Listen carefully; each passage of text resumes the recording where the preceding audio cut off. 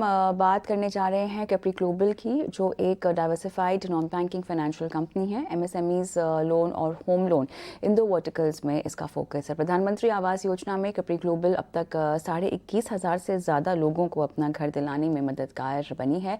पहली तिमाही के नतीजे और आगे की योजनाओं पर आइए विस्तार से बात करते हैं। कैप्री ग्लोबल के एमडी राजेश शर्मा मेरे साथ जुड़ गए हैं। राजेश जी, स्वागत है आपका हमारी इस बेहद खास पेशकश में।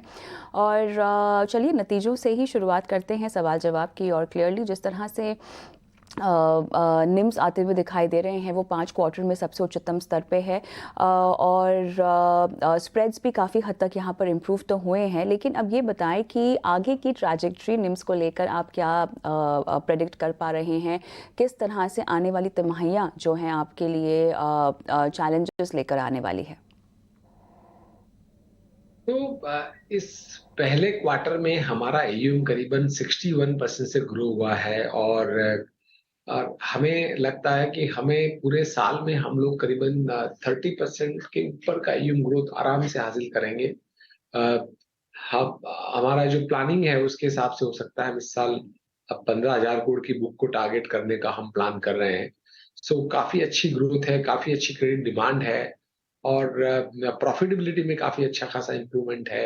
एसेट क्वालिटी में आप देखें तो करीबन जो है ऑल टाइम लो एसेट क्वालिटी आप कह सकते हैं पिछले 4 से 5 साल की। तो ओवरऑल एसेट क्वालिटी पे काफी अच्छा पॉजिटिव ट्रैक्शन है, और ग्रोथ तो काफी स्ट्रांग है। हमारी गोल्ड लोन की ब्रांचें जो करीबन 680 ब्रांचेस क्वार्टर के अंत तक चालू हो गई थी, और क्वार्टर सितंबर तक करीबन 750 ब्रांचें चालू हो जाएंगी। तो टोटल ब्रांच नेटवर्क हमारा जो 860 है अभी वो बढ़ के करीबन 1000 ब्रांचों को क्रॉस कर जाएगा।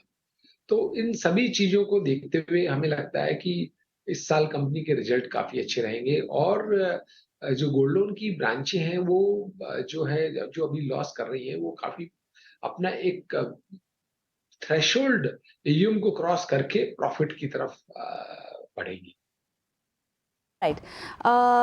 यहाँ पर राजेश जी एक बताएं कि आपकी जो बैठक है अभी आरबीआई की मॉनेटरी पॉलिसी को लेकर जो ऐलान होने वाला है, आपका फोकस इस पॉलिसी में किन किन ऐलानों पर होने वाला है? आपकी उम्मीदें क्या हैं? और साथ ही कॉस्ट ऑफ फंड्स को लेकर आपकी आगे की योजना?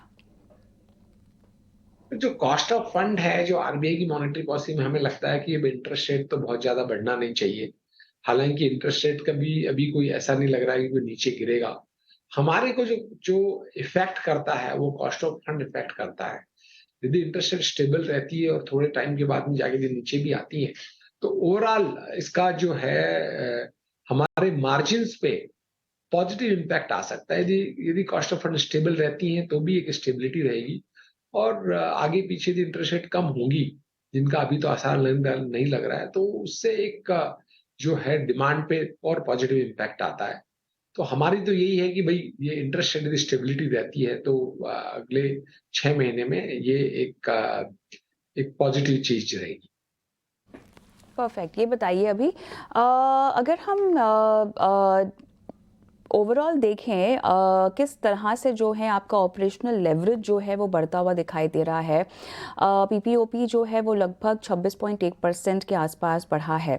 क्या ये ऑपरेशनल लेवरेज को भी दर्शाता है? और किस तरह से आप इसकी समझाइश दे पाएंगे हमको?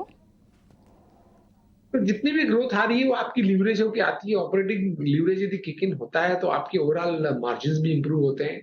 और हमारा जो है अभी आज की तारीख में हमारा लीवरेज जो है लगभग लगभग 2.5 टाइम के आसपास है। हमें लगता है कि अगले साल जो हमारी बुक ग्रोथ होगी उससे हमारा जो है ओवरऑल प्रॉफिटेबिलिटी इंप्रूव होगी, मार्जिन इंप्रूव होंगे, और एब्सोल्यूट टर्म्स में भी हमारा प्रॉफिट बढ़ेगा। आप देखें तो पहले क्वार्टर में करीबन 63 करोड़ का प्रॉफिट आया है।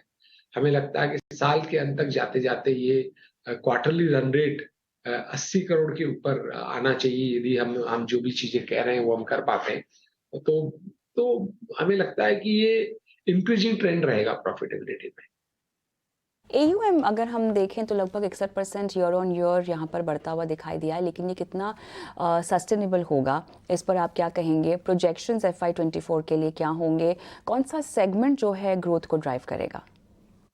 तो सेगमेंट को जो ग्रोथ को ड्राइव करेगा वो होगा एमएसएमई और गोल्ड लोन। और प्रॉफिटेबिलिटी की हम बात करें तो हमें लगता है कि इस साल हम लोग जो है 325-320 करोड़ का प्रॉफिटेबिलिटी का हम एम कर रहे हैं, और हमें लगता है कि हम ये अचीव करने में सक्सेसफुल होने चाहिए। ऑलराइट, जनरली Q1 जो है सीजनली वीक देखा जाता है, लेकिन किस तरह से डिसबर्सल्स पर इम्पैक्ट हुआ है और आगे आप कैसे ट्रेंड देखते हैं इसका? तो अभी आप देखें तो हमारे डिसबर्सल भी जो है वो उसमें भी काफी ग्रोथ रहा है। हमारा क्वार्टर में करीबन करीबन डिसबर्सल 128% से बढ़े हैं, तो डिसबर्सल में काफी स्ट्रांग मोमेंटम है because of the gold loan.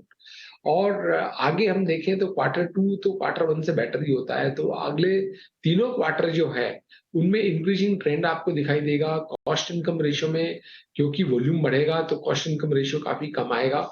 और एमएसएमई की हम बात करें तो एमएसएमई में काफी डिमांड है, और करीबन यील्ड भी उसमें अच्छा है, हमारा स्प्रेड मेंटेन है, इंटैक्ट है। गोल्ड लोन में मोस्ट ऑफ द ब्रांचेज जो हैं आपकी ब्रेक इवन क्रॉस करके कंट्रीब्यूशन करने लग जाएंगी बाय ईयर एंड, तो वो एक पॉजिटिव ट्रेंड दिखाई देगा कि हमारी जो ब्रांचें 12 महीने से ज्यादा क्रॉस कर गई हैं वो उन्होंने जो है ब्रेक इवन करके प्रॉफिटेबिलिटी की तरफ बढ़ रही हैं।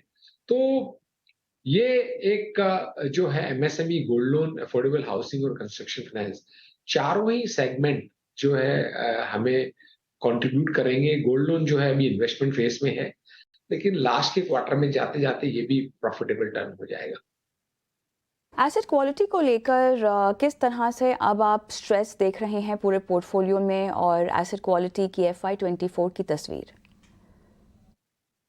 तो अभी आप देखें तो जीएनपी में करीबन करीबन 66 बेसिस का नीचे आया है। नेट एनपीए भी हमारे घट के 1.9 से 1.4 हो गए हैं। प्रोविजन कवरेज रेशियो भी अच्छा खासा है। तो इन सभी चीजों के देखते हुए और ग्रोथ को ध्यान में रखते हुए हमें हमें नहीं लगता कि एसेट क्वालिटी साइड में कोई चैलेंज है। इंडियन इकोनॉमी में काफी अच्छा ट्रैक्शन है। रूरल मार्केट में होम लोन की, एमएसएमई लोन की, गोल्ड लोन की डिमांड काफी अच्छी है। तो ग्रोथ भी आ रही है, कलेक्शन एफिशिएंसी भी अच्छी है, और स्केल के बाद में आपका कॉस्ट भी जो है ऑपरेटिंग लीवरेज किक इन हो रहा है। तो हमें लगता है कि ये साल हमारे लिए ऑल टाइम हाई प्रॉफिटेबिलिटी का होगा। चलिए, यहाँ पर अगर हम देखें पिछले कुछ तिमाहियों में तो MSME लेंडर स्पेस काफ़ी एक्टिव रही है। ओवरऑल इस पूरे स्पेस में जो कंपटीशन अब इवॉल्व हो रहा है, इसे आप कैसे देखते हैं और आपकी रणनीति? देखिए, कंपटीशन है एमएसएमई में, ऐसा नहीं, कंपटीशन काफी है, लेकिन कंपटीशन के रहते हुए भी आज करीबन 7 करोड़ एमएसएमई के ऐसे यूनिट्स हैं जिनमें से ओनली 20 से 25% को बैंकिंग सिस्टम से क्रेडिट फैसिलिटी मिल पाती है।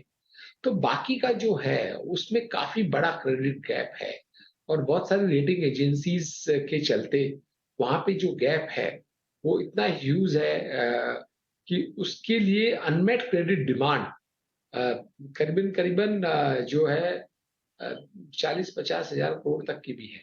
तो हमें लगता है कि उस सेगमेंट में क्रेडिट डिमांड को पूरा करने के लिए तो बहुत सारी कंपनियां चाहिए। अभी बहुत सारा गैप है, उसमें अपॉर्चुनिटी बहुत लार्ज है। तो उसमें अगले 4-5 साल में भी यदि हम 30-35% ग्रोथ का टारगेट करें तो वो इजीली अचीवेबल है। गोल्ड लोन बिजनेस जो है वो काफ़ी बढ़िया तरीके से बढ़ता हुआ दिखाई दे रहा है। 3 से 5 साल का आपका जो नज़रिया है इस पूरे बिजनेस का, तो अभी आपने कहा यहाँ पर आपको मोमेंटम भी काफ़ी तेज़ दिखाई दे रहा है। 3 से 5 साल का नज़रिया आप कैसे उभरता हुआ देख रहे हैं इसी कारोबार में? तो 3 से 5 साल में, 3 साल में हम चाह रहे हैं इसको करीबन 6,000 करोड़ के ईयू पे ले जाएं, और अगले 5 साल में 10 से 12,000 करोड़ के ईयू के बीच का हम टारगेट करें, ऐसा हमारा इंटरनल प्लान है।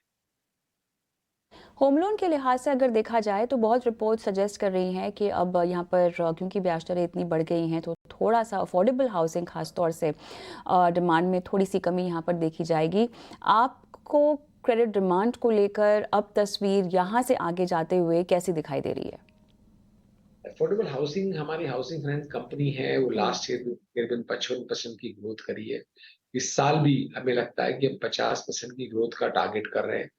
हमें लगता है कि हाउसिंग में जो यदि हमारी इकोनॉमी 3 ट्रिलियन से 5 ट्रिलियन जाती है, होम हाउसिंग पेनिट्रेशन जो है, अफोर्डेबल हाउसिंग सेगमेंट में जो अभी 10% के करीब है, 12 या 13% का ग्रोथ देता है, वो इटसेल्फ ही काफ़ी बड़ी डिमांड को रिलीज़ करेगा और ओवरऑल सेगमेंट तो जो है फॉर्मल सेगमेंट में आपका सेगमेंट फॉर्मल हाउसिंग सेगमेंट से अफोर्डेबल हाउसिंग सेगमेंट काफ़ी तेज़ी से बढ़ाई दिखाई दे रहा है।